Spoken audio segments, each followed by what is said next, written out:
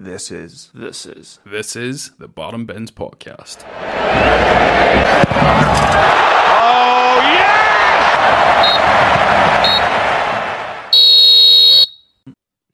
Hello and welcome back to the Bottom Bins. More Premier League action to cover this week. Thank you very much for all the recent support on the latest videos. Got another good few messages about our free agent video. So if you haven't checked them out already, guys, go and check out our top 15 transfers of this summer and our top 15 free agents list that we compiled over the last couple of weeks. There is some good content there, folks, so tune into it. But lads, just going to jump right into this game week.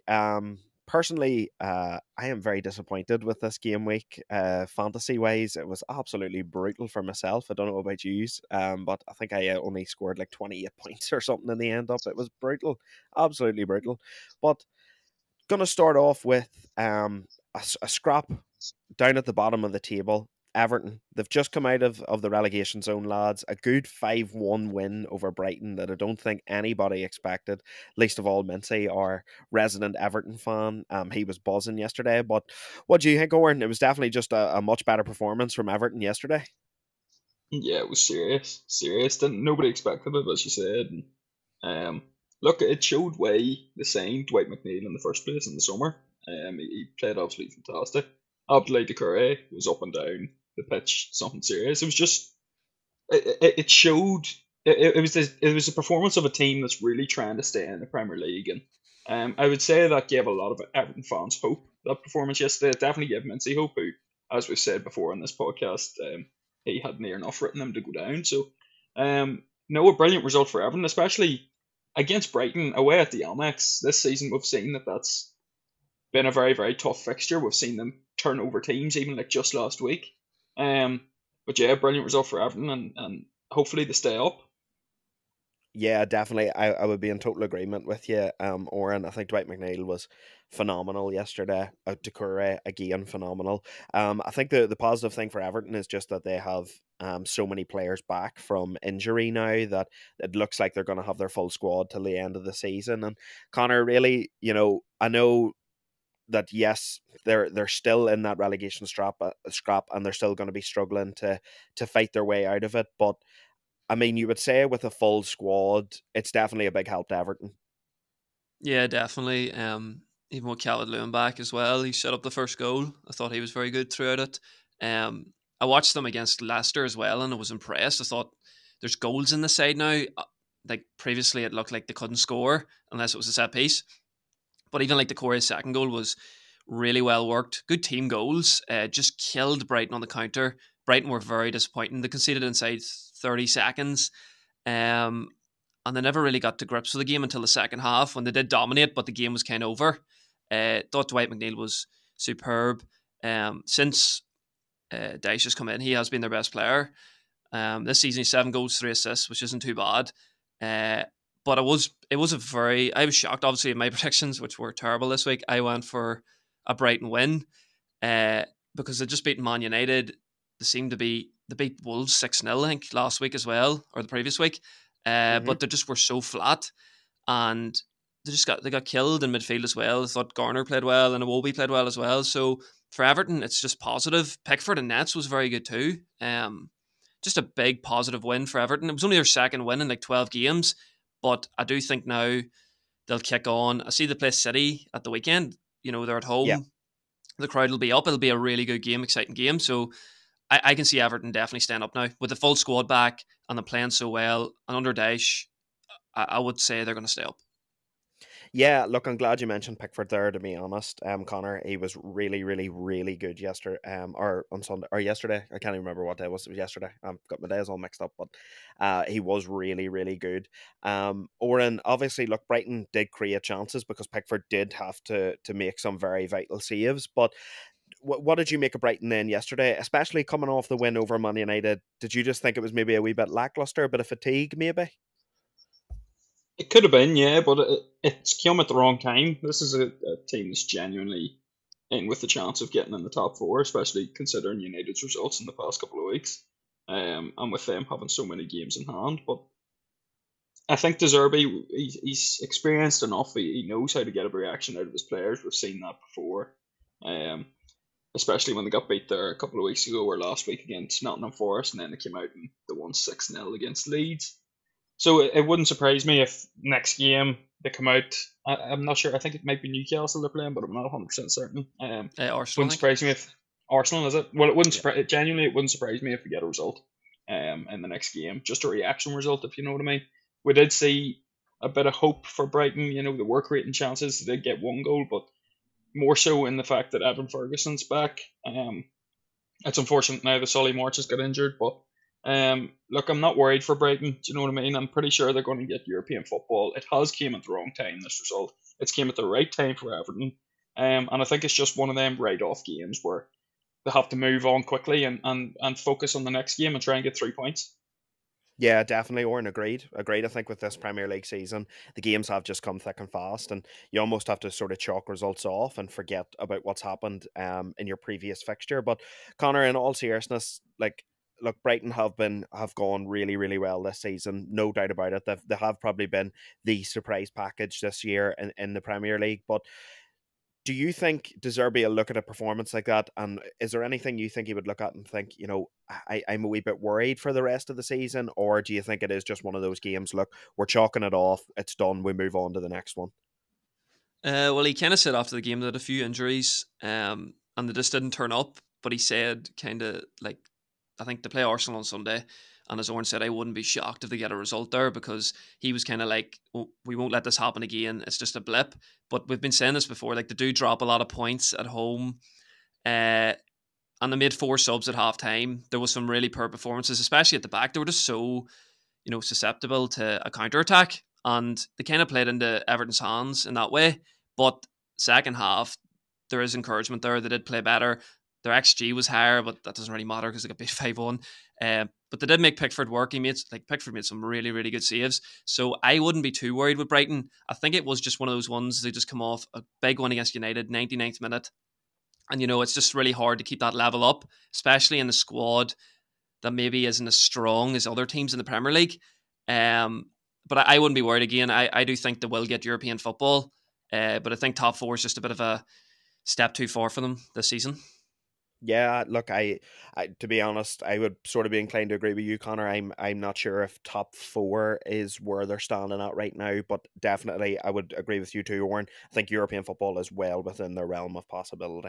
Well, look, moving it on then to another scrap down at the bottom. A result that Southampton really, really could have used at the weekend. I think that's all but secured their downfall to the Championship. Defeated 4-3 away to Nottingham Forest, and it ended up just being a cracking game. Oren, what was your takeaway from that game? 2 relegation teams battling it out. 7 goals, nobody expected that. For 2 teams who really struggled to score so many goals this year. If they had played the way both of them played like that all season, they mightn't be in the same position that they are now. Look, I think we've seen the gulf in class even between the 2 teams, even though they're both scrapping against relegation. I think we've seen a gulf in class between Nottingham Forest and Southampton in terms of recruitment. We've seen Southampton's, I would say, their best player post the World Cup since he signed in January. I think that young fella Alcaraz has been fantastic for Southampton. Definitely. And we've seen him performing. But in terms of Nottingham Forest, it showed Steve Cooper's what looked like madness in the summer transfer window has paid off. Morgan Gibbs-White has been absolutely phenomenal this season, and he was the catalyst for their win yesterday. Especially as we touch, for Danilo's goal was absolutely sublime. He's just been a fantastic player all season, and he could be the man who keeps Nottingham Forest up. But to be honest, if Nottingham Forest are to go down, like I know we've said before that they do have a realistic chance of going down, he won't be short of suitors. Yeah, agreed, lad. Agreed. I think we maybe talked about him and Scarva just after United beat them in the Carabao Cup, and they were the 2 standout performers even that day for Forest. So I agree with you, and I think there will be plenty of Premier League clubs lining up to get his signature. Connor, just on Southampton then. Look, this is their 2022-2023 season so far. So I'm going to call you out a few results that they've got this season. The 2-1 away to Leicester, 2-1 at home to Chelsea. They drew 1-1 with Arsenal at home. They won 2-0 against City in the Carabao Cup. They beat Everton 2-1 away. They beat Chelsea 1-0 away. They beat Leicester 1-0 at home. They drew 0-0 with United away. They drew 3-3 with Tottenham at home. And they drew 3-3 with Arsenal away. Now, in normal circumstances, you would hear results like that and think that Southampton's having an absolutely cracking season. So why is it that they've been able to pull off these shock results against these teams, but when it comes to teams around them, they just can't seem to get over the line?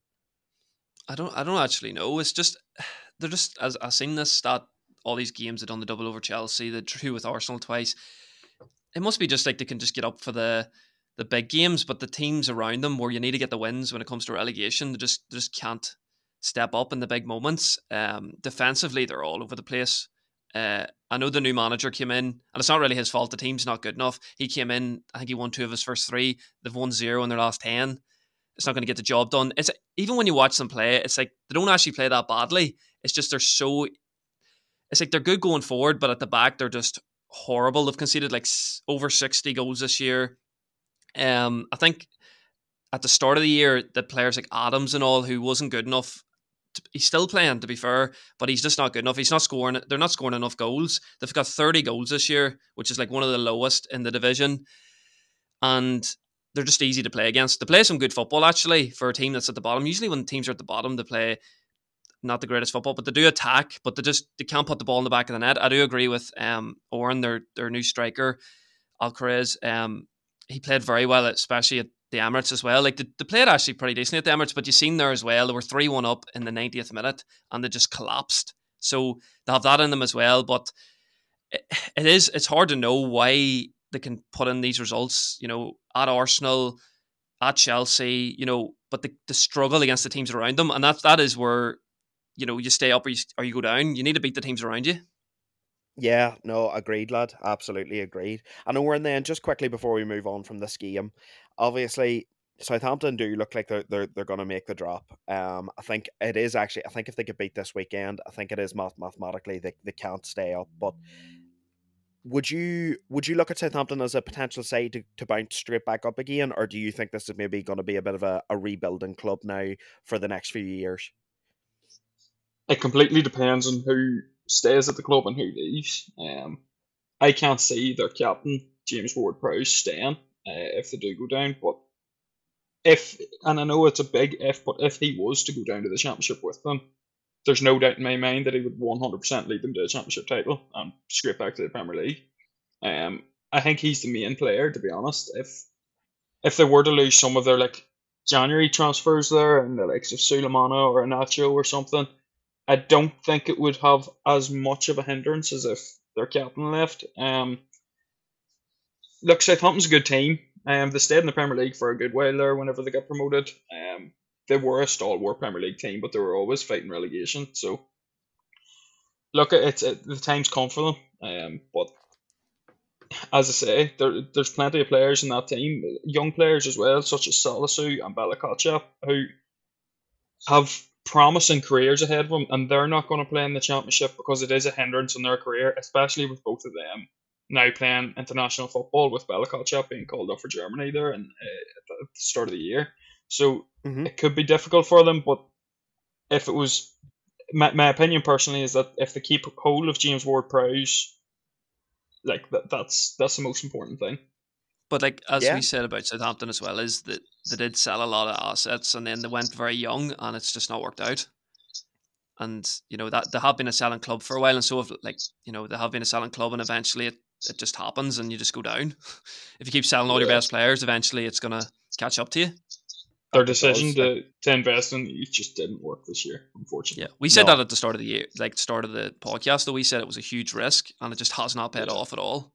No, that's true. That's true. It hasn't, and they did sign a flurry of youngsters from academies, and I mean you could understand that the reasoning behind it, but I think all three of us have said at different points of this season, it's all well and good having youth, but you do need experience beside it to sort of back it up and to help it flourish. And Southampton just haven't got the experience beside the youth to do that. But anyway, lads, moving on to Craven Cottage, where Fulham got a very resounding 5-3 lead against Leicester. Again, I feel like all the games yesterday were just really, really exciting, and Fulham and Leicester Fulham and Leicester was no exception to that. So, Connor, just starting with you then. Fulham Mhm. back to winning ways. Played some really, really good football. Wee bit shaky at times at the back, but what was your overall assessment of Fulham yesterday then? Oh, the first 50 minutes, 4-0, they were just brilliant. I thought they played some superb football. Willian this season has just been brilliant. I don't know how it's happened. He was so poor at Arsenal. He's come back from Brazil and now he's playing some of his best football. He scored a fantastic, the free kick was a bit lucky, but his second goal was unbelievable to make it 5-1. It's one of those games that says 5-3. You think, oh, it must have been tight, but it wasn't tight. Fulham were just dominant. They kind of just let them in at the end.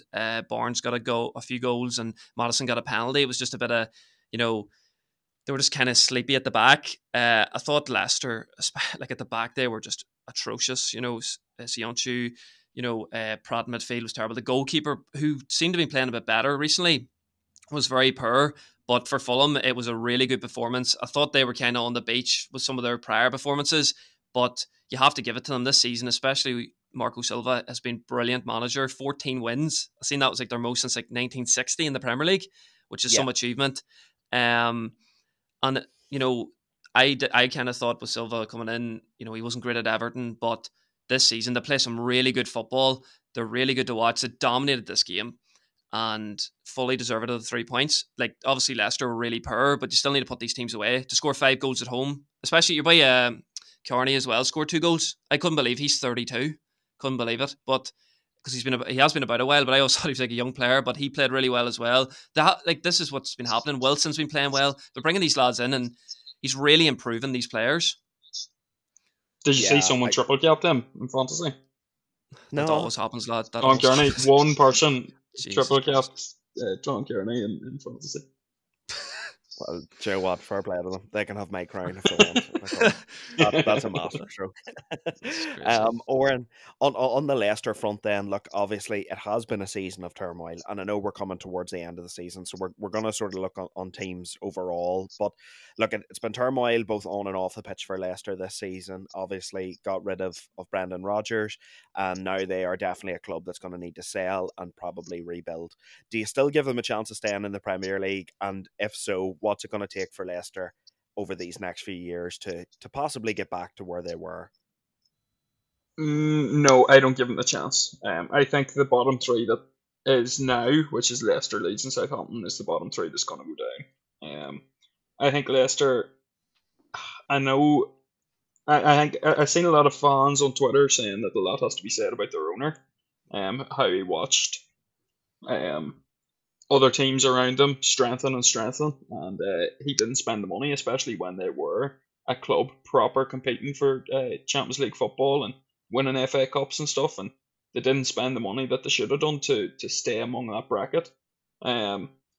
So look, it does come down to that as well, and look, Brendan Rodgers probably should have known when to leave a bit sooner this season.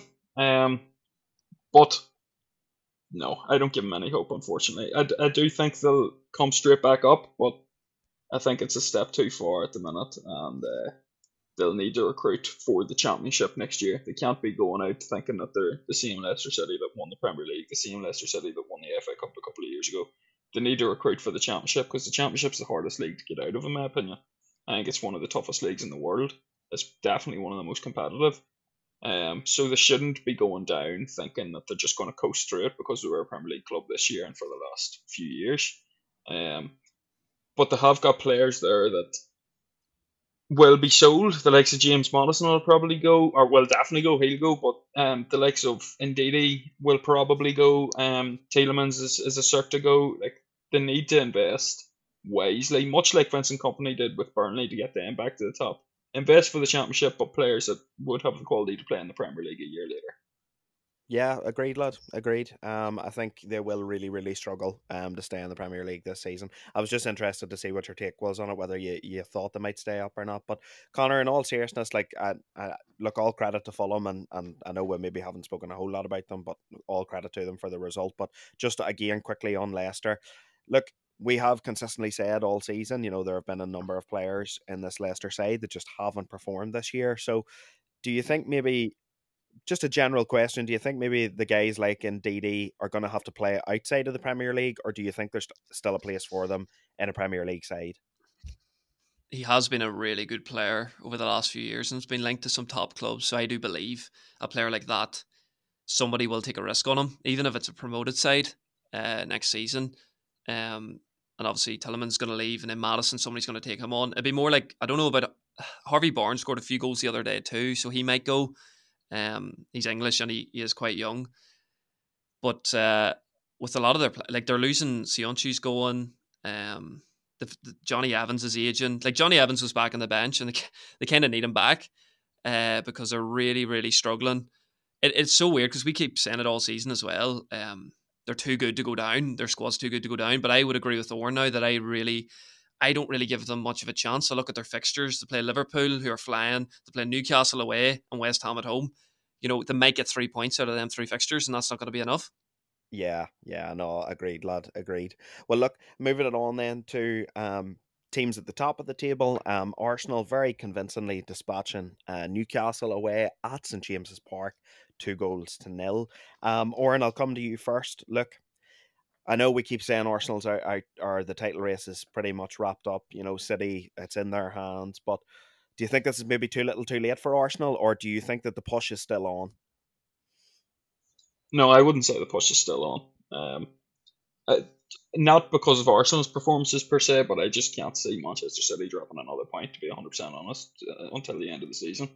And I think actually a lot of that will depend on tonight's fixture against Real Madrid. If they lose tonight, it could drop a bit of momentum, but you never know. But like, it was a good result for Arsenal. It wasn't necessarily the best performance. I thought Newcastle actually should have done a lot better. They had some chances. Ramsdale played actually really well. But what annoyed me about this game, what this game kind of showed me is that Newcastle do need to strengthen in the summer going into next season if they want to continue being a top four club or a European chasing club. Although he was fantastic at the start of the season, Miguel Almiron was horrible when he came on. His decision making was absolutely shocking, to tell you the truth. Joe Willock played awful as well in the first half. He should have had a goal or 2 goals, and then just some of his passes, and he tried to take the ball away from Martinelli and run down the line a couple of times, and he ran it straight out of play. And I was just thinking about, like, this is a team that's going to be playing in the Champions League next year. They can't be running with Joe Willock starting every game in midfield. They're going to need to strengthen because Joe Linton and Bruno Guimaraes are pretty sound midfield and do have the capabilities to play Champions League football. But if they're playing as a 3, which they usually have been this season, they need someone else in there as well. So again, look, there's pros and cons to take from the match. It was a good 3 points for Arsenal when they needed it, but definitely not the best performance. But as I say, it just showed to me that Newcastle need to strengthen if they want to maintain their status as a Champions League playing club. Yeah, look, I think that's a fair enough assessment, to be honest, lad. Connor, just again, keeping with Arsenal, Odegaard, very good performance. Martinelli, very good performance, and you know, I think Saka's been maybe a wee bit quiet in recent weeks, whereas those two guys have really sort of stepped up for Arsenal in recent performances. But look, again, same sort of question to you, Connor. Are these guys going to be enough to maintain a title push, or do you think that City just have too much?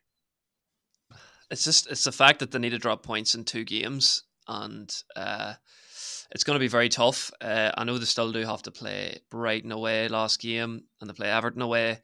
So all Arsenal can do is keep winning. I have to give Arsenal credit. I thought, you know, maybe they didn't play the best performance of the season, but they grinded out a result away to Newcastle, who've lost 1 game at home in like 23 games. So it's a great result. And Newcastle have been flying. They've won 8 of their last 9. I do think Arsenal, if they just got to keep the pressure on, that's all they can do. Just keep winning. At City play before them on Sunday, which you kind of want to play before City, put a bit of pressure on. But, you know, if they just keep winning and winning, I think City actually probably thought they'll go into Newcastle, drop points, and then that'll be it over. But, like, Arsenal showed some resilience, and they showed there's still fight there. I thought Jorginho was very, very good in midfield. With Arteta, I thought he actually set up pretty well because he's been kind of dropping Partey because Partey can't really... I've been saying it, he is a really good defensive midfielder, but his passing is not up to scratch at times. especially against West Ham. He cost them, and at Anfield he cost them. So he played Jorginho, and I thought Jorginho played brilliantly, especially against that Newcastle midfield, which is very physical. Arteta didn't go, right, I'll go physical against them. We'll just outplay them. We'll play Xhaka and Jorginho a bit deeper, and then let Odegaard play in that 10 position and just dominate the game, which he did. He was brilliant as well. And that's Arsenal's first clean sheet since Saliba got injured. But for Arsenal, great win. I thought Newcastle played well. Unlucky not to score early, but after that first 15, once Arsenal got the goal, they settled down. And if they just can keep this pressure up, you just never know in the Premier League. Because even last year, like, Liverpool kept the pressure up. I know City kept winning too, but they went 2-0 down to Villa last game, so you just never know. So I kind of, for a bit of fun, just hope Arsenal just keep winning, because it'll just at least make it exciting. If we could get it down to the final day of the season, you just never know. Yeah, agreed. Look, I think that's fair assessment from both of his lads. But look, then moving it on to Arsenal's title challengers, Manchester City. I think a player we spoke very highly of on our free agent episode, Ilkay Gundogan. This was really the Ilkay Gundogan show. He broke his own record for most completed passes in a Premier League game. I mean, imagine doing that, breaking your own record. Like, that's just how good he is. But look, obviously, guys, we had said, look, he's not going to sign the contract with City. He's moving on. But Oren, just on the likes of Gundogan, he will be a massive miss for Man City next season, won't he? Yeah, 100%. 100%. Just before we do get on to it, I am interested to hear what your opinion would be. Do you think Arsenal still have a chance, Connor? Honestly, I do. I'm not writing them off just yet. I think, honestly, I just think this Premier League season has shown that anything is possible. I mean, how many times have we thought United were home and hosed for top four, and now that's in question? How many times did we say? Well, to be fair, you were the only one that didn't, Oren. But how many times, Connor, did me and you even say, "Oh, look, Arsenal start for the titles now"? City's not strong enough. City's not the team they were fucking 3 years ago. So it is just hard to call. I'm not going to rule them out, because I mean, mathematically it's still possible for them, but I do agree with you, Oren. I don't see City dropping points for the rest of the season. But look, they play Yeah. Madrid tonight. It's like you said, if they get beat tonight, will that halt their momentum? But it's like I said a couple of weeks ago, I think United have a better chance of beating City in a one-off cup final than Madrid do of beating City over two legs, to be completely honest. No, that's 100%. I was just interested, just because we always change our opinions, and especially coming into the end of the season, and you do never know what's going to happen. Like when Connor was saying there about Liverpool last year just keeping up with City right until the very end, that got me thinking, oh, do you know what? Actually, it literally did go until the second half of the fucking last game of the season. So if it does go to that there, it'll be class. And it's just weird whenever you're talking about all this talk about City potentially winning a treble, and there's a good chance. Well, not a good chance, but there is a realistic chance that they win nothing this year. Which is Ilkay Gundogan. Yeah, he's fantastic, absolutely fantastic. To me, that would show, this performance yesterday would show, or on Saturday, sorry, would show that he needs to be signing a new contract. If I was Pep Guardiola, that's the first thing I'd be doing. But then again, Pep Guardiola knows a lot more than me, so he must know what he's doing. He must have someone coming in. Well, hello, Richie lad. What do you think? I don't know. I think he's a bollocks lad.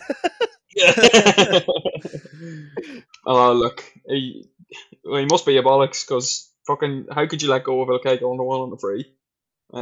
But yeah, looks like he's either going to go back to Germany or he's being linked with Barcelona as well. It's going to be a major coup for whoever gets him, and yeah, huge loss for Man City, because he will go down as one of their club legends. Not that they have fucking many, because they were only established in 2010, but I was about to say that. I haven't got many. Jesus Christ, he will go down as a club legend. But yeah, it'll be a big miss for that midfield, because he can step in anywhere in that midfield. He plays a 6, he plays an 8, he plays a 10, and that's so hard to find in world football these days. Most footballers, especially in midfield, are pretty set in stone where they're going to play and can't really adapt too well. But he's one of them players who'd play anywhere for you, and I think Manchester City won't realise what they have until he's gone. Yeah, agreed, lad. Agreed. I think the recruitment department's going to have a bit of a headache this summer trying to replace Gundogan. Connor, just then on the lead side of the game.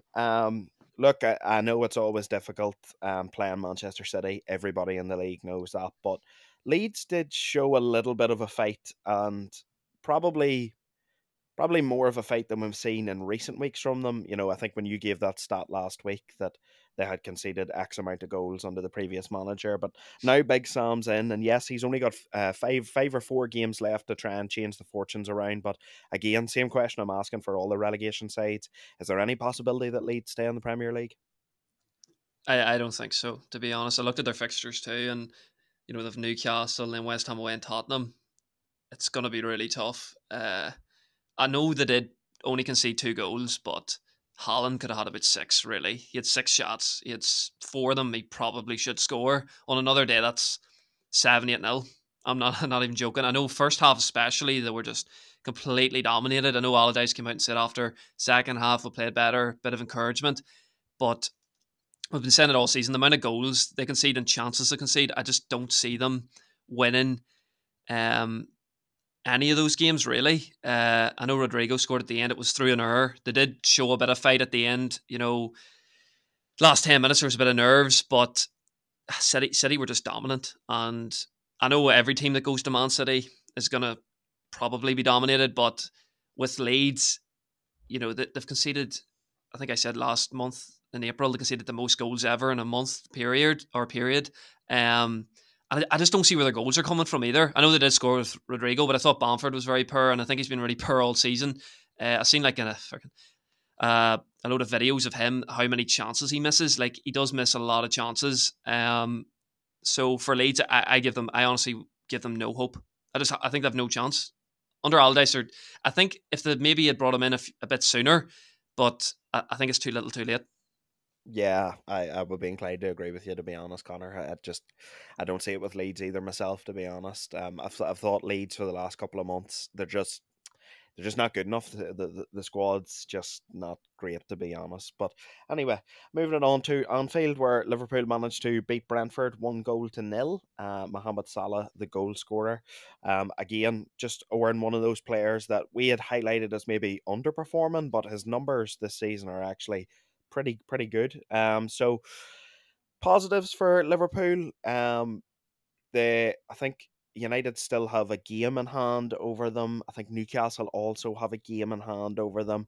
Look, what's the best Liverpool can hope for this season, Oren? Is there that outside shot of Champions League, or are we looking more at Europa League for Liverpool? I think there is a realistic chance at Champions League, to be honest, especially after United's last 2 results. But yeah, we've still got a game in hand, and we just need to bounce back, because even though Liverpool didn't play their best football against Brentford, they still got the result, and that's all that matters at this stage of the season, especially when they are competing for top 4 against other clubs around them. But to me personally, I think they're going to get Europa League. I think it'll be between them and Aston Villa, as I said last week. I think Brighton's definitely going to get Europa League, and I think Spurs going to get Conference League. It was a good result for Liverpool, as I say. They didn't play their best football, but they got a win against one of the toughest clubs to face in the Premier League. Like we know, we've talked about it all season. Thomas Frank's side is so regimented and it's so rigid, and you know what you're going to get. You're always going to have a tough battle, especially in that midfield. But they've done the job. Got a good result. Mohamed Salah on the score sheet again. Yeah, for Mohamed Salah, he has been underperforming. Not necessarily on numbers, but he hasn't had the performances. He hasn't had the same influence he's had on Liverpool's seasons in recent years. But yeah, he's scoring the goals. He's showing that he's still their main man. It wouldn't surprise me if he left in the summer, to be 100% honest. But if he was to leave, there'd be major problems at Liverpool, because he is realistically their main scoring output. Like, considering they've got Jota, they've got Nunez, they've got Gakpo now as well. They've got Luis Diaz. He's still their main man, even though he's not playing up front. not always set to play on the right wing. He's sometimes on the left. He's sometimes behind the striker. He can play anywhere. But in terms of actual performances, I would say he's still underperformed for Liverpool this season, and I think that kind of shows in the league, considering where they are and they're out of all the cup competitions. But yeah, he's getting his goals, and a good result for Liverpool in the time when they really, really needed to keep that momentum going. Yeah, definitely, lad. Definitely. I think, yeah, when you look at it on the surface, yeah, the goals and the assists are still there, but I would absolutely agree with you. I think his performances this season have probably left a lot to be desired, and I know a lot of Liverpool fans feel that way as well. He's maybe not as involved as he has been in previous seasons, but look, I suppose for a player like that, when you're still scoring the goals and you're still contributing to goals, it is about as much as you can do, really. I think it doesn't help him that what sits behind him in terms of that midfield. I mean, the amount of times the three of us this season have cried out that midfield's just not good enough. But Connor, then just looking at Brentford, last couple of weeks they have dropped points in games that they could have maybe made more of a challenge in. Again, I know you'd said maybe earlier about it looked like Fulham were on the beach. Do you think that maybe at Brentford? Do you think maybe at this stage of the season they're just happy to finish in the top half, or can they see themselves pushing for a late European spot? No, I think this season they will finish 9th or 10th. I think that's as good as it's going to get for them. It's been a really good season for Brentford. The game in general wasn't the greatest. Brentford didn't create very much. They only had one shot on target. I know that a goal disallowed where he was just offside, but I actually was disappointed in Brentford's output, to be honest. I thought Liverpool deserved the win. They could have won by a few more goals, really. But for Brentford, it will just be they've got top 10, which they would have took at the start of the year, and they just try and grow on this. For Liverpool, like 6 in a row, like their last 5 have been by 1 goal. They're nicking results, really, and they're not even playing that well. I wasn't really that impressed by them. They should have won by more because Gakpo missed a 2-yard tap in. I don't know how he missed. And Salah obviously scored again. I would agree with you, lads. I don't think he's been up to standard on the ball, especially. But he scored 30 goals this season in all competitions, which is a really good achievement. For the last 6 seasons, he's done that. And I think he's now scored more goals than Steven Gerrard for Liverpool. So you got to give him credit there. For Liverpool as well, I think they're not unlucky because they didn't play well enough. But I would have been worried with Man United. They definitely could have caught us if there was a few more games. Say there was like 5 games left instead of 3. I think they would have had a really, really good chance. But with United having these fixtures coming up, especially at home where they are better, I think it's just a little too late. But you got to give them credit. 6 in a row in the Premier League is a great achievement. But for Brentford, I do think their season basically is over. They're going to come 9th or 10th. It's between them and Fulham for that position. But it's been a great season. But I think recently as well, their performances have definitely dipped. Yeah, agreed, lad. Agreed. And just moving it on then to the vitality. Bournemouth beaten by Chelsea, 3-1. Fat Frank gets his first 3 points on the board for Chelsea. They're mathematically safe, lads. They can't be relegated now at this stage, which is unfortunate. But Oren, coming to you with it. Chelsea did just look a bit more impressive against Bournemouth, and looks like these last few games of the season they're playing for pride and playing to show that they're better than what they actually have been this year. What was your takeaway from Chelsea then against Bournemouth? Do you know what, lad? I actually disagree with you. I think Chelsea looked horrid again, to be honest. I think they just took their chances when it mattered. Um, this it shows how bad Chelsea have been this season. A game against Bournemouth, Chelsea should be walking away with at least a 3-goal win or 3-0 win or something like that. Like, it shouldn't be a case where Bournemouth are near enough favourites to win. I'm not sure which one of you it was done the predictions for this game, but predicted Bournemouth to win, and I completely agreed. It might have been me, actually. I'm talking shit. It might have been me. Or was it you? I don't know. I think it was me. I thought Bournemouth were going to win anyway. Yeah, I just... I got all my predictions wrong, lad, so could have been me too. Oh, my predictions were ass too, lad. I got one right. The Forest game. That was it. It was me, lad. I said it was you, lad. Yeah, but I agreed with it completely, lad. I agreed completely. I thought they were going to win. But I don't know. I didn't think Chelsea played particularly well. I thought it was a bit weird whenever Jay Felix scored and he was like pointing at the Chelsea shirt as if he's been fucking their superstar or whatever. I don't know what the hell was going on there. He's definitely leaving as well, so I don't know what he's Oh, doing there. mate. He shut up the vitality is what he done. Fuck me. Quieting the Jesus 11,000 Christ. fans, lad. Oh, lad. What an idiot. He cracking footballer. An absolutely cracking footballer. But when I seen that there, I was like, who the fuck do you think you are? Your wee fella Vigna's goal was unreal. Yeah, Ryan it was. Christie and him and Solanke played some beautiful, beautiful football for that goal. Bournemouth played some great football in that first half, and they just really couldn't make it count. But yeah, it wasn't the best performance for Chelsea, but look, they needed a win, especially, as you say, I thought Frank getting his first win in how many games? Not He even nearly just for done Chelsea, but how many games? he nearly done the 007, lad. 007 by He'd have got that'd Agent have been for 7 Frank no by. bounce. Big fat Frank by. Oh, madness. The only That was Madness. the It's his. only crazy that we're reason talking about Chelsea in this vein. He's so bad. Look, the only reason I'm saying that they played better, I don't actually mean they played better. The only reason I'm saying they played better is just they created 3 clear-cut chances and they scored 3 They did. goals. That's, Yeah. you know, Did. in previous weeks they would not have been goals. That's the only reason I'm saying that they played better. By all means, I agree with you, Warren. I mean, on the actual pitch, the performance wasn't great, but I suppose in Yeah. football, if you create 3 chances and score 3 goals, you have to look at that as a positive. Oh, Connor, definitely. That's clinical when it mattered. yeah. Connor, just on the Bournemouth side, then obviously they have picked up form recently, and they have looked to be a bit of a danger, especially against the bigger sides. They have thrown their weight about. They've picked up some decent points in recent weeks. Where do Bournemouth go then?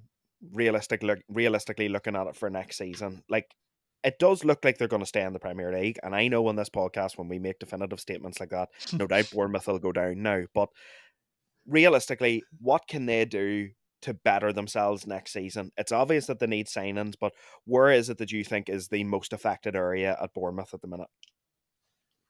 Well, obviously Lerma is going to go, I think, so they're going to have to fix that position. To be fair to Bournemouth, you know, Neto's done okay for them. Solanke's been really good this season. Probably looking a bit better than Christie in that position. Their new signing Otara has been brilliant as well. Billing's been really good this season. It probably would be left back, right back. I know they got that by Vina, who scored a great goal, but I've seen a bit of the game, and defensively, he's not good enough, to be honest. He got bypassed a good few times, and he's on loan from Roma, I think. So I don't even know if they'll take him on. And then your boy Smith, he's sitting in left back, so maybe improving them positions. But for Bournemouth, like, you just got to give them credit, because with that squad, and I think we all had them down. They won 5 games in April. I thought they were the better team, as I would agree. I thought they were better than Chelsea. I thought Chelsea were rubbish again. Solanke should have had a penalty, the Thiago Silva one. Like, I don't know Yeah, why that isn't a penalty. There was an angle that looked like he got the Ridiculous. ball, but let's be honest here, he was nowhere near the ball, so I don't understand Nowhere that near it. one. It should have been a penalty. That changes the game. They missed a sitter to make it 2-1 as well. The second Chelsea goal was really sloppy. So if I was a Chelsea fan, I wouldn't really take much confidence from it. For Frank, it was just a must needed win. Like, I think it was his second win in like 20 something games in the Premier League. You know, before that with Everton, his record was brutal too. I think that it lost 10 in a row or something. You know, combined with the two teams, which is just, you know, just banterous, to be honest. But Chelsea get a win, you have to give them credit. They got a win, but even Gary O'Neill said after that, you know, if they'd have been clinical, they would have won that game 3 or 4-1. They should have got a penalty. I think it's okay, because they're like, I've seen Bournemouth haven't got a penalty all season, and Chelsea haven't conceded a penalty. You know, which is crazy too. VAR just added again. always causing controversy. And Yeah. well, the takeaway from this game, Fat Frank, some manager, some manager. I hope he stays Well, on, lad. I hope he gets his chance next year. yeah, Chelsea. he's a young manager and he can beat Bournemouth. Up and So coming, lad. fucking some manager, lad. Some manager. Well, moving it on anyway to Spurs and Crystal Palace. Spurs managing to get the 1-0 win. Of course, the saviour will be Man United's number 9 next season, Harry Kane. Really, guys, not much to say about this game. It was a bit flat, but when the chance presents itself to Harry Kane, it's only going to end up one place, isn't it, Oren? Fantastic. Absolutely fantastic. I think I'm not now. Correct me if I'm wrong, but I'm pretty sure now that's the most headed goals in the single Premier League season. It is. Uh, It is. Yeah. he's brilliant. He's absolutely brilliant. And do you know what is so good about him? Like, I know we've seen it for years, especially in the last like 2 or 3 years with the connection between him and Son. But I could not get over his link-up play, especially for the goal. His pass to Pedro Porro was unbelievable, and he didn't even think about it. He just hit the ball, and he hit it straight out to Pedro Porro, who's actually played well recently, to be fair to him. But yeah, he's just so deadly, Harry Kane, and he's Jesus. I hope he's up front for Man United next season. I really, really do. He's a serious footballer, and he would make our team a hell of a lot better. But a good result for Spurs, especially like all of us are near enough writing them off for Europa League as well, let alone European football. But no, it's a step in the right direction. Ryan Mason, look, up and coming manager, him and Fat Frank, you know, can beat Crystal Palace. Who knows, lad? Who knows? Champions League final in the making. It's mad he's only 31. Like, I know, why. Roy Hodgson's 75. He's 31. 40 years ahead, lad. That's mad. Keep him on at Spurs too. Keep him on at Spurs. Frank at Chelsea. Unreal, lad. Why not? Why not? Bring Ollie back, fuck it. Get Ollie. Oh God. I'm not gonna lie to you, Connor. You've sort of broached my question to you. It was you sort of answered a bit of it there. I was going to look at the ages of the two managers, and obviously, like you said, Roy Hodgson 75. Do you think Palace would keep him on next year, or do you think that they're just going to go into the summer and try and get somebody different? It's a good question because he has done a good job. They're really well organised now. They're scoring more goals. I know they didn't score in this game, but they created the chances. I thought it was a pretty even game. I could easily see him staying on another year. Because he has improved some of the players as well, and they have some good young players. It'll just be up to Palace. It's a risk again. If they risk it, they can always bring him back again. But yeah, it's a really tough one because they've done this before a few times. They've risked. I think they went. Was it what do you call the Dutch manager they brought in? Oh, the boy used to play for De Boer. De Boer, Frank De brought Boer. him in, and it was a disaster. Yeah. You know, they brought Vieira in, who'd done all right, but then they sacked him.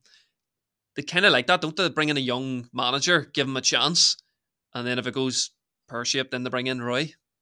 Yeah, that's true. It's just the way they seem to do it. Roy Hodgson and Big Sam and all them boys, they just wait around till like April and they just wait for the call to come through to come and keep some team up. Like it's incredible. But like with Spurs, with Spurs, it is a good win, and they could get 7th. It is a possibility, and it is their first clean sheet, I think, in ages.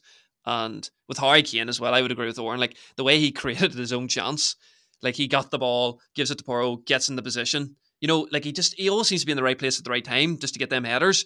And if he's going to come to Man United, he's going to have to create all his own chances by the looks of it. Yeah, it's true, to be fair. Yeah. That is true. Well, look, I suppose that's the perfect segue then into United. Not gonna lie, I was fuming watching the game. I was sitting with mum and dad watching it, and I was like, "This is just absolutely brutal." Look, lads, the one thing I would say is over the last few weeks, I have thought United have looked very leggy, very, very tired. I think fatigue is really, really starting to catch up to them. But at the end of the day, it's no excuse. Every other team is playing football matches too, so I'm not trying to use it as an excuse. But Oren, what was your takeaway then? West Ham, good value for the win. United, not. Yeah. United were, well, De Gea was the man who created our downfall, to be honest. Not that we played particularly well anyway, but the momentum completely changed after that. Because first 10 minutes, we looked like we were going to blow West Ham out of the water, especially with Rashford playing really, really well in the first 10 minutes. But as usual, just getting overrun in every single position. We can't create anything. In fairness to United, anytime we went forward, West Ham had 11 men behind the ball. But it's no excuse. This is Manchester United. We should never be getting beat by West Ham. And of course, it was a stupid mistake from one of our best ever players to lose the game for us. Yeah, I think the mistake was just a total calamity. It didn't look good. Like when I first seen it go in, I was sort of looking about me going, "What?" And then they slowed it down and played it back, and I was like, "What?" It was just comical, really. It was just stupid. Yes. Um, Look, Connor, I seen a thing today. United are performing. They're the 16th worst team below their XG, which is not a good sign. Obviously, tells you that we need a clinical number 9. Um, what was your takeaway from the game in all seriousness? Like, I can't look, I can't give United any positives because they were fucking brutal, to be honest. Well, first half we were the better team, especially until they scored. But a lot of our chances are half chances, really. A lot of them are long shots with Anthony or Bruno. Where, there's no clear cut chances, which is just so frustrating to watch.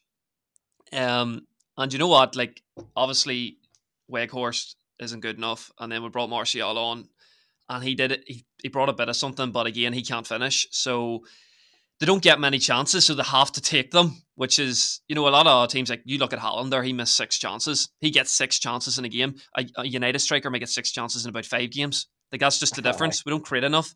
I thought first half, we played okay, and then we conceded, and then we just dropped the heads. And honestly, second half, we were just woeful. They completely outplayed us. Rice, thought Paqueta played well. Bowen. Antonio was just bullying us as well. The De Gea goal was just crazy. I just couldn't believe it went in. I was just in shock. Um, like, there was no deflection. It was straight at him. But it kind of slipped. I just don't understand how it went in, to be honest. His fourth leading to goal this season. That's him tied top of the league with Lloris. For United, it is. I would agree with you with the tiredness thing. I've seen this is our first full week now with no games since Christmas, which is Yeah. crazy. A week off, which will help, but we have invested a lot in the squad. We do have a few players on the bench. Sancho came on and done nothing. I don't know why I didn't bring Garnacho on. Actually, with Ten Hag, we had talked so well about him making good subs, and I honestly think his team selection has been poor recently, and his subs have been poor as well. I think they're costing us. I think even you look at that Brighton game on Thursday, we basically set up the last 30 minutes and to just take a point. We didn't even go for them. And you look at what Everton did to them.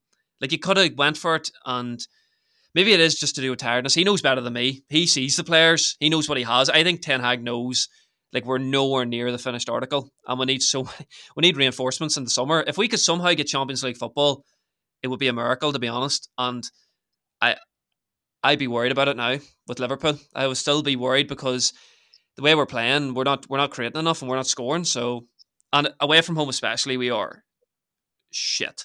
8 defeats away Yeah. from home all season. 2 wins and 9 and away from home in 2023. It's costing us. Like, at home we're okay, but away we are just so easy to play against. Just get bypassed in midfield as well. The last game, I thought Casemiro didn't play well again. I don't think he has been up to the standard since he's came back. I don't think he has played what he was playing at. But it's just not his fault. There's other players there too. Yeah, no, I have a agreed, question lad. for you, lads. Yeah. Would you rather, as United fans, would you rather have top four and no FA Cup win, or an FA Cup win and no top four? Oh. I know my answer straight away. Champions League football, 100%. We need it, lad. We need it to, entice the players to come to us, and especially because Liverpool will get it over us. It would hurt. I know an FA Cup's a trophy and all, but we've got a trophy this season. I think Champions League is vital. And I think with Liverpool as well, if they get that Champions League football, lad, they could reach that next level again. Because we're seeing it Yeah. with Klopp. Even with a shit midfield, he can get results. So imagine he goes out, gets even more money to spend. So I think we need Champions League football next year.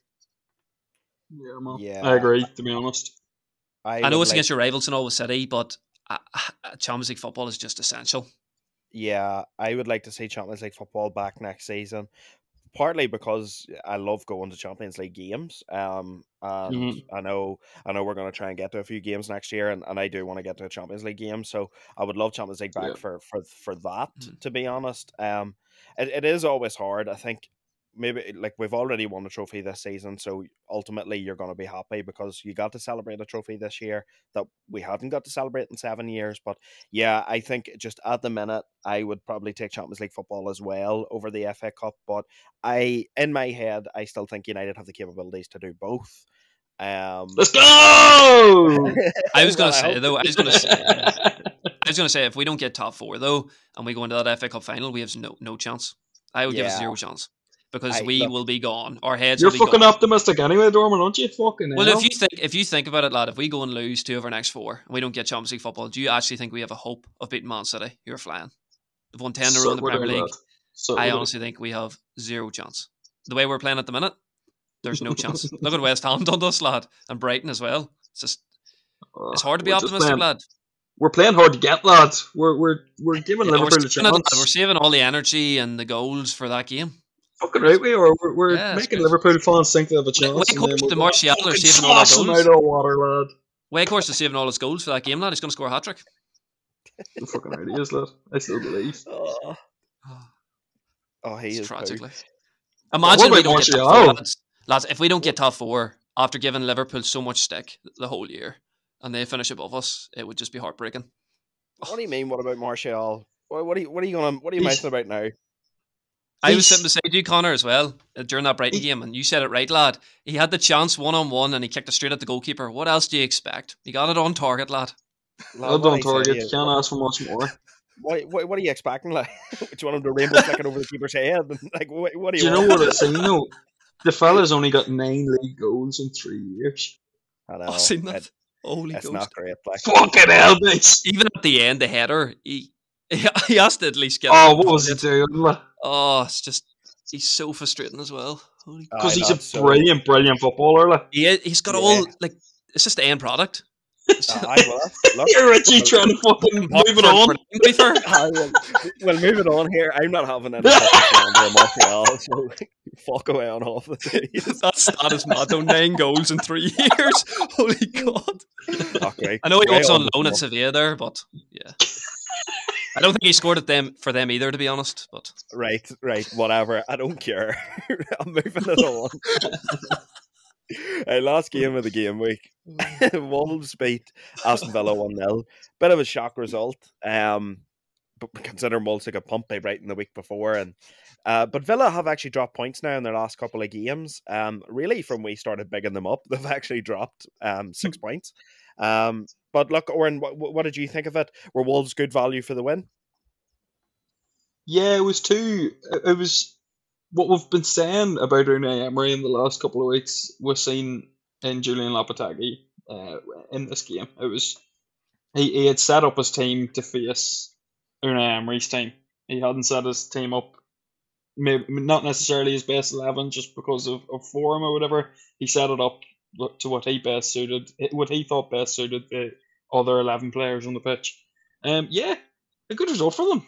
We've seen a bit of feistiness as well, as you usually get with Diego Costa, but we've seen it. No, it was a good game. Two tactically sound teams having a go at each other, and it definitely eases the pressure on Wolves, and I'm pretty sure that's near enough them guaranteed safety as well. And especially with the talk that there's been in terms of transfers for Wolves recently with the likes of Ansu Fati or whatever, if that's to be believed, they could be going places next season again. Yeah, agreed, lad. Agreed. I think that Ansu Fati link was very, very intriguing. I think 70 million it's going to cost them. It's a lot of money for a player Crazy. with a pretty sketchy injury record, to be honest. Yeah. But Connor, yeah, I mean, I suppose then from an Aston Villa point of view, look, they have dropped points in these last few weeks, but I suppose, look, they did create chances in this game as well. Watkins has slowed down a wee bit. That was probably to be expected, but they'll still be looking for a strong finish to the end of the season, won't they? Yeah, back-to-back defeats, but they were unbeaten in 10 before this. Emery was kind of like they played well in the first half, disappointed in the second half. They did create chances, but they conceded early, and Wolves are very well set up. You know, they've won 7 of their last 9 home games, and they've the most clean sheets at home in the Premier League. Like, that is crazy to think for a team that was sitting bottom at Christmas of them stats. But for Villa, yeah, Watkins has kind of dipped in form. We kind of depend on him to score goals. But, with Villa, like it has been a good season, and they have a lot of positives to take into next season. Mings should have scored at the end. It was kind of a sitter, even for a centre back. He has to score that. They're sitting. They still have a good chance. Like they're 3 off Tottenham now. It is going to be tough actually to get into the top 7, but for Villa to even be challenging for European football after what the start they had, it is a good achievement. I just want to say, like, one Wolves stat, which is crazy. Like, I know they got to 40 points, they're safe now. Only 2 players have scored more than 2 goals in the Premier League for Wolves this season. I just thought that was Jesus, mental. that's And crazy. Lopetegui said after the game that was his greatest achievement in his management so far, to get them out of that position, because they were like 5 points adrift, 10 points at Christmas, and he said people thought he was mental taking that job, but he has done a really, really good job to get them out of that situation. Yeah, that's absolutely mad, to be honest. Well, look, that'll do it for the Premier League coverage. Moving on to our picks of the week then. Connor, coming to you first. Who is your player of the week this week? Actually, was a tough week to pick again. Obviously, like, Willian scored a few goals, your boy Carney scored a few goals. But I think what's said about it, Dwight McNeil was sensational against Brighton, especially, who are a top team. 2 goals and assist. Sean Dyche was kind of like, he just tried to, get him to play more forward, attack players the way he used to at Burnley. And you're seeing the results now, because he's starting to score goals, 7 goals, 3 assists. And a lot of them have came since Dyche has come in. And if they're going to stay up, he's going to have to keep continuing this form. Even his finishes were brilliant. And even the assist he got was the own goal, but he done all the hard work. He took on 2 players, beat them for pace, and, got lucky, but still got to give him credit. Took it around his second goal or his first goal, sorry, was very good as well. Took it around the keeper. He showed really good poise. And I'm just going to give him player of the week, 2 goals and an assist. Anybody who had him in fantasy, congrats. Yeah, can't disagree with you, lad. McNeil was excellent this week. I mean, look, McNeil was always one of those players that I personally thought was always really, really decent, to be honest. And I know, okay, maybe his output and the goals and the assists didn't match it, but I always thought he was a pretty decent performer. I always thought he was probably Burnley's most creative outlet and probably their best player. What about you, Oren? What do you take with McNeil? No, I always like McNeil. Like, you don't come through Manchester United's academy for no reason. You're obviously a good footballer. He was really good at Burnley. And it didn't surprise me when he was picked up by Everton. I was a bit surprised at the £15 million fee, but I always did think he was going to come good, because even when Jermaine had that big long spell of like not scoring, but Yeah, he had like Yeah. like 300 shots or something, or 200 shots or something. Um, he always was still probably their most dangerous player. And yeah, look, I hope he does kick on from it, because I do like the fella. And he deserves to do well. Yeah, agreed, lad. Agreed. I think that's a good pick of the week, to be honest, Connor. My fantasy pick of the week, then, lads. I'm going. Newcastle have a double game week this week with away to Leeds and home to Brighton. But I am going for the big Swede up top. I'm going Alexander Isak. I just think that on a double game week, he's worth a punt. He's been amongst the goals recently, and I do think he is the type of player in a double game week that could pick you up at least a goal, maybe 2 goals. Definitely. Definitely, lad. He's been brilliant all season. He was unlucky not to score against Arsenal, and he's been flying. He's even getting a few assists as well, so yeah, a good one. And My moving on opinion? then to your opinion, Oren. Yeah, whack us with it. Yeah.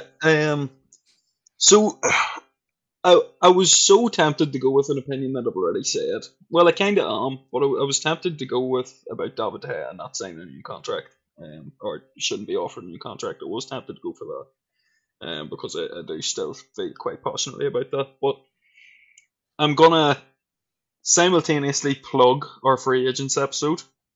So we're not going to talk much about this opinion, because we've already aired all of what we've said. You might have seen it on social media in the last couple of days as well. I think Wilfried Zaha is good enough to play for a traditional Big Six club, and I think he will go to a traditional Big Six club after he leaves Crystal Palace this summer. And as I say, we've already chatted about this, so make sure and head over to the Bottom Bids Extra, and you'll hear our full debate. It was an hour-long episode, and I think we spent a good 20 minutes talking about Wilfried Zaha. So make sure and go over and check that out. But that's my opinion of the week. I have a bone to pick with you, by. Go on ahead. The way you framed that short made me look like a fool. Why? I don't know. I just thought it was very Richie Bass. I don't think so. That's what happened. I don't know. I was sort of watching it and I was going, he's a bastard. He's taking the clickbait stuff out of that. But you know So, what? which team do you think he'll go to then in the top 6? Traditional Big Six, I would say Spurs. See, like that's his only one. Like who else Well, I is think going to that's take where him on? I want him to go to. But I don't think they'll take him on either. he's favourite to go to Arsenal. Like, I think that's mad. I don't think Genuinely. that'll And I know happen we've either. already talked about it, but I genuinely it think is that's mad. It is mad. But do you know what? He is Premier League proven, and as a backup option whenever you're going to be, well, hopefully fighting for top 4, fighting for titles again. Like, it does make sense when you genuinely think about it. And like, when I was listening back to our free agents thing, like we were talking about him as if 30 was like 50. Do you know what I mean? Okay, See, but okay. 30's definitely, yeah. it's not old anymore, but I don't know, lad. I don't know. I don't like the fella. That's all I can That's say. I fair. honestly, I That's just think it completely was. fair. My argument was just that he wouldn't accept, being a bench player at Arsenal. I know they will have a lot of fixtures next year, but even the way he reacted like a few weeks ago to getting taken off, he was just like, I'm too good for this kind of thing. So I just didn't think he would go to a club like Arsenal. I thought he would go to a club where he's going to start every week, because at Arsenal, he's not going to start every week. No chance. He might get on I a think few it'll be games a interesting. season, but he might It get a is. top It's 6 It'll be club. I think definitely interesting to going to see be. Tottenham's where the he only goes. one. It's definitely going to be an interesting saga over the summer because, look, I Yeah, do agree with you in the sense, or in that there'll definitely be no shortage of suitors for him. yeah, For and he's me a personally, name as well, lad. yeah, I just don't know Yeah. whether they're going to come from the big 6 or like like a Brentford or somebody like that. There, I'm not Mm. quite sure, to be honest. But look, I think that's going to do it for this episode anyway, folks. Thank you very much for listening. Thank you very much for all the feedback, all the support on our recent episodes. We will have an episode coming out this Friday as well. We're going to stick with our top 15 lists because, to be honest, they're doing quite well at the minute, and that's where we can get Hmm. most of our good content for our shorts and for our Instagram and TikTok. So keep it tuned and listen out for Friday's episode. Like I said, if you haven't already, please go and listen to the top 15 summer transfers or the top 15 free agents. It is good content, folks. And maybe that's us blowing our own trumpets or whatever. I don't care. It is good content, to be honest. You're missing Like, out if you don't listen to it. well, that's it. Definitely. Yeah. That's it. You're missing out. You're missing out. You're missing out on good football knowledge because I like some of those free agents we talked about the other day. You wouldn't even have thought there were free agents coming up this summer. Yeah. So it was definitely a good listen. As always, follow us at bottombinspod on Twitter, Instagram, and TikTok. There is a lot more content coming up on those platforms in the next couple of weeks. Find us on the Parlay Sports app, PRLY Sports on the Apple App Store. Again, we've got some content planned for over the summer coming on Parlay. And Hmm. as always, folks, keep it bottom bins. Keep it Keep it bottom bottom bins. bins.